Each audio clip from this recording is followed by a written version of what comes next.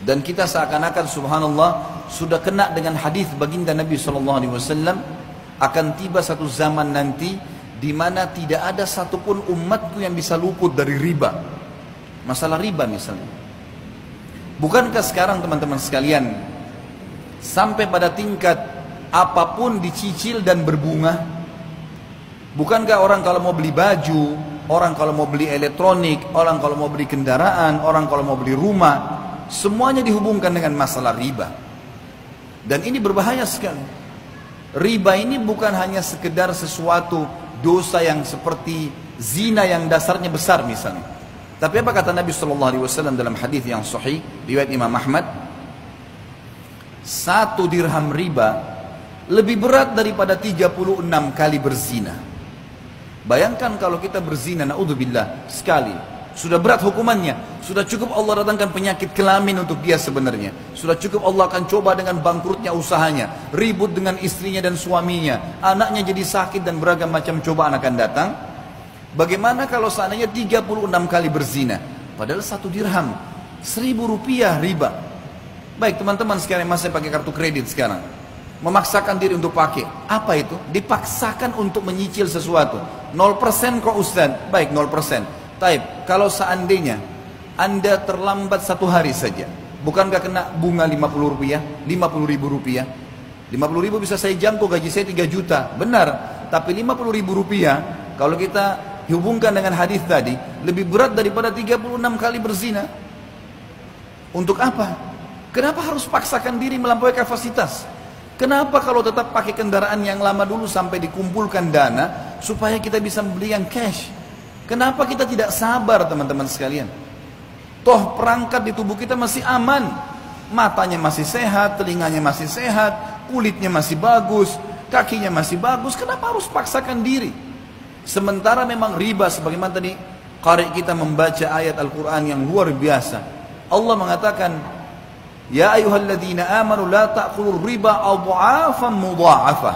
Hai orang-orang yang beriman, jangan kalian makan riba bertumpuk-tumpuk, berulang-ulang. Apa makna kalimat ini? Kata sebagian ulama tafsir, yang dimaksud adalah riba itu akan selalu mengikat seseorang, tidak bisa lepas.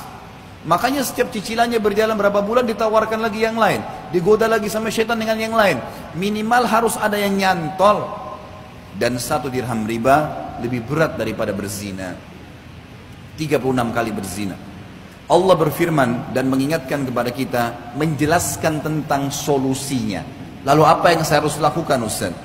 Jawabannya Allah yang berfirman dan kekal sampai hari kiamat ditelawakan. Surah Al-Baqarah 276. Dan bagi teman-teman yang masih terikat dengan riba, baca Al-Baqarah 2 ayat ini, 275 sama 276. Tapi saksi bahasan di sini 276-nya. Kata Allah Subhanahu wa taala, "A'udzubillahi minasyaitonir rajim, yamhaqullahu riba wa yurbis shadaqat."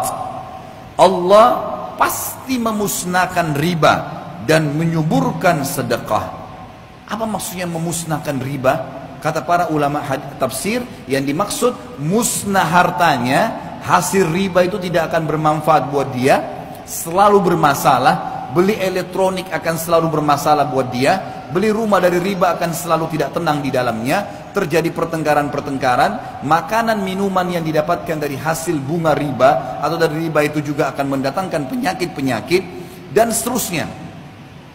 Memusnahkan harta itu dan memusnahkan bagi pemakannya. Sesuai dengan hadis Nabi SAW, Allah melaknat pelaku riba, penulisnya, saksinya, semua kena. Maka harus hati-hati. Dan Allah menyuburkan sedekah. Bagaimana mempertemukan teman-teman sekalian antara riba dengan sedekah? Bagaimana kita mempertemukan antara riba yang orang transaksi jual beli bertambah berbunga dengan sedekah? Sedekah seakan-akan kita tidak dapat apa-apa. Para ulama tafsir mengatakan yang dimaksud adalah kalau seseorang mau diluaskan rezekinya dan dia tidak akan perlu bergantung pada riba dan hutang, maka dia harus rajin bersedekah. Makin besar dia keluarkan sedekah, maka minimal balasannya 10 kali lipat. Sebagaimana Allah berfirman dalam Al-Quran, dan kita sebagai orang beriman yakin dengan firman Allah. A'udzubillahi minasyaitonir rajim. Faman ya'mal minas salihati, Maaf, ayatnya adalah Man ja'a bil hasanati falahu asyru adhafiha. Al-ayat. Siapa yang melakukan satu kebaikan termasuk sedekah di dalamnya, maka Allah akan datangkan 10 kali lipat. Sebenarnya kita kalau sedekah 5.000 rupiah, 50.000 rupiah, 100.000 rupiah, 1 juta rupiah, atau makin besar maka makin bagus. Pada saat itu sudah ada jaminan dari Allah, kita akan dapat secara investasi dengan Sang Pencipta Allah 10 kali lipatnya. 50.000 akan 500.000, 5 juta akan 50 juta. Ini janji, nggak mungkin salah. Allah nggak mungkin salah. Inna Allah la yukhliful mi'ad. Allah nggak akan pungkiri janjinya. Wa man asdaqu minallahi qila. Dan siapa yang lebih jujur daripada Allah dalam perkataan? Nggak ada yang salah. Bahkan ada hadis Bukhari, hadis qudsi, Allah berfirman, Nabi SAW mengatakan, Allah berfirman, seluruh amal ibadah anak Adam ditentukan kadar pahalanya 10 sampai 700 kali lipat. Orang yang rajin sedekah mustahil miskin dan mustahil akan membuka pintu utang, otomatis akan selamat dari riba. Karena masalahnya orang kalau riba pasti berhubungan dengan hutang. Dan ini akan berbahaya, memusnahkan hartanya, memusnahkan dirinya.